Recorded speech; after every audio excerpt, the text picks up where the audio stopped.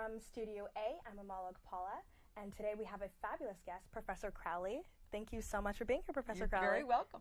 Professor Crowley is a professor here at the university as well as an occupational therapist who's been practicing since 1974. Horrifying. A long time. And a bit. And today we're going to talk about what occupational therapy is and the importance of it. And before we start, I asked a couple of my peers what occupational therapy was, just to get some opinions on what it is. I think that occupational therapy is basically when a person sustains an injury or has some type of physical or mental illness of some kind, and basically how they get back into like their normal functioning of daily life. Just kind of based off the name, probably just kind of guidance and therapy through about someone's occupation.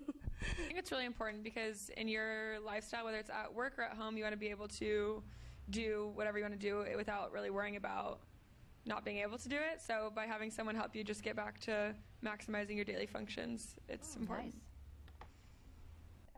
Nice. Hey, I'm proud of our students. Yeah, I mean, the program here is wonderful. It's wonderful. And just to kind of give students and our audience what exactly occupational therapy is, can you describe it to me? Sure.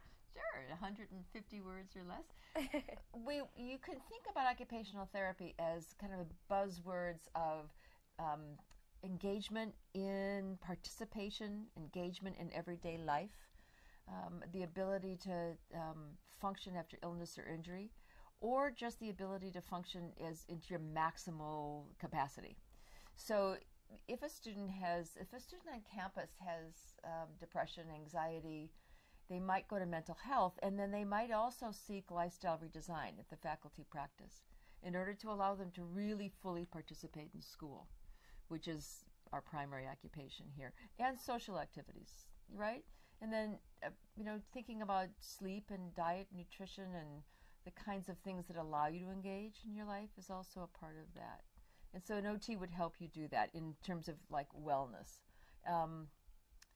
If a child, I work with babies, and so if a child has been disabled in the womb or comes out of the womb with a neurodevelopmental delay, such as autism or cerebral palsy, then I help that child through movement and stimulation that's appropriate, working through the caregivers, and allow that child to participate as actively as possible in the developmentally appropriate activities.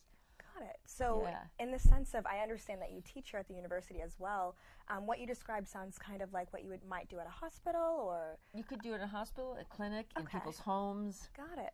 Lots of different venues. I work at an early intervention program, which is like a school for babies, birth to 3. Great fun. Great fun. Oh, my God. And how do you translate that into the classroom? What exactly do you teach here? So I have the honor, actually, the great fortune to be the director of the occupational science minor. And occupational therapy is the practice of doing, and occupational science is the philosophy behind the profession. And so we teach about healthy living principles, different kinds of social justice and injustice that affect people throughout the world. So like next semester I'll teach OT 320, which is inequalities in education. But I always teach occupational therapy 250, which is introduction to occupational science and occupational therapy. So it's a health promotion minor that is really gearing toward speaking to students about meaningful participation in both campus life and then really understanding engagement in the world and how to kind of sort out their priorities and look at the world with perhaps a different lens through lots of different courses. It sounds like something that a student should take to kind of learn maybe more about themselves or just kind of do the things that make them happy.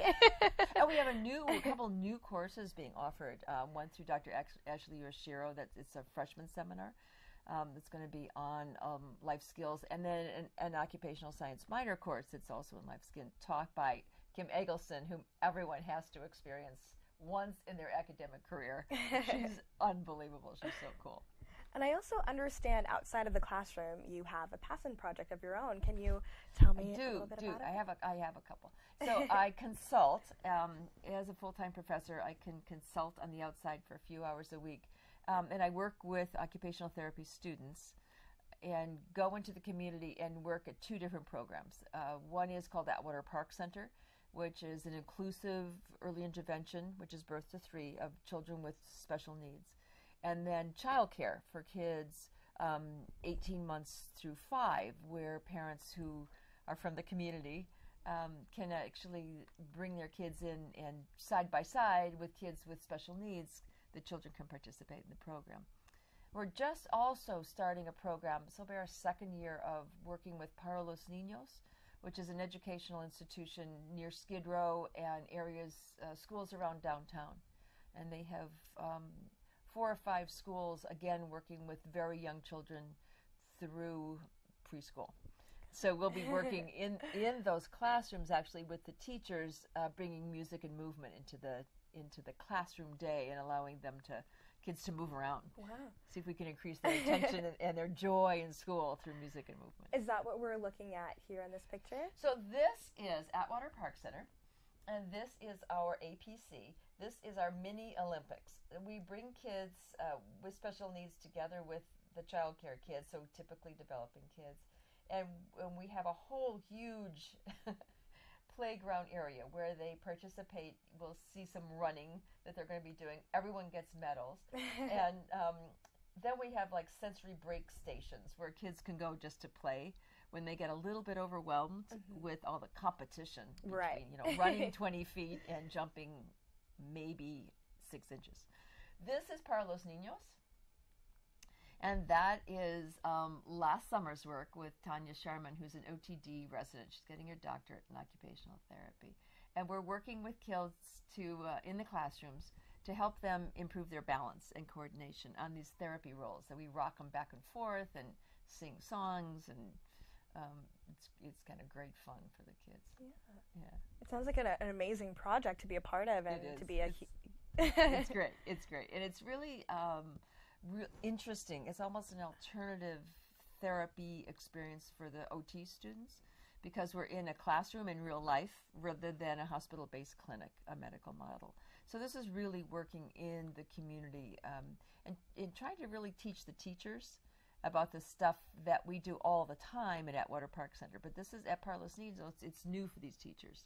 They're not used to this kind of intrusion into the classroom experience and getting the kids to move and be active in order to help facilitate their engagement, in school.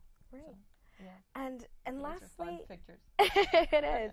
And for anyone on campus that wants to get involved in occupational therapy, what can they do?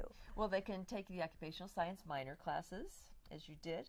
The occupational therapy, the 200 level courses are oftentimes ones that students take, like the 250 class. But you can start at any level. You can take 2-unit and 4-unit classes as the occupational science minor.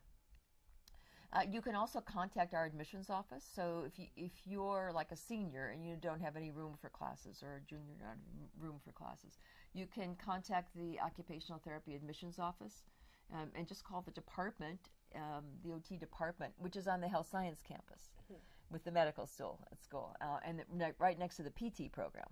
Got it. We do have representation on this campus with the occupational therapy faculty practice, and so that's in the Student Health Center, right down 2 doors down from PT. Got it. And it's neat. It's a great advantage. And the OT, one of these OT, PT, and the allied health professions are pretty much recession-proof careers. They didn't dip in the recession of the 80s. They didn't dip, and they're just pretty fast-growing. And it's a really nice career because it's got such a wide variety of, you can work birth through death in different kinds of, the stuff I'm doing in the community is one area, in the classrooms another, in hospitals, in clinics. Exactly.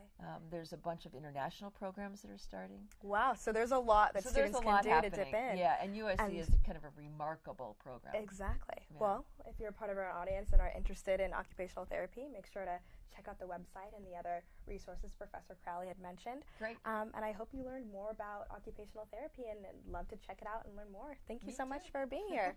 Thank you for having me. Of course. Okay. Reporting from Studio A, this is Amala Okpala. Thank you.